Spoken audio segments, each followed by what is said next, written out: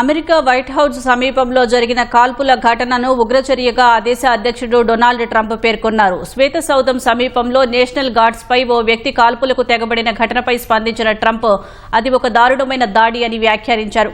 అది విద్వేషపూరితమైన ఉగ్రవాద చర్య అని అమెరికా మొత్తంపై జరిగిన దాడిగా ట్రంప్ అభివర్ణించారు. కాల్పుల అనంతరం దుండగుడిని అదుపులోకి తీసుకున్నట్లు చెప్పారు.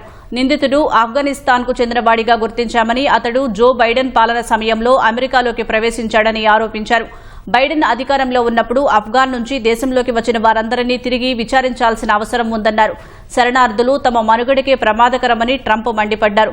కాల్పుల నేపథ్యంలో వాషింగ్టన్లో మరో 500 మంది నేషనల్ గార్డ్స్ను మోహరించాలని ఆదేశించినట్లు ట్రంప్ తెలిపారు.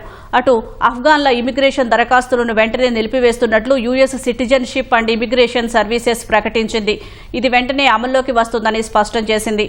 అమెరికన్ల భద్రతే తమకు ప్రాధాన్యమని వెల్లడించింది.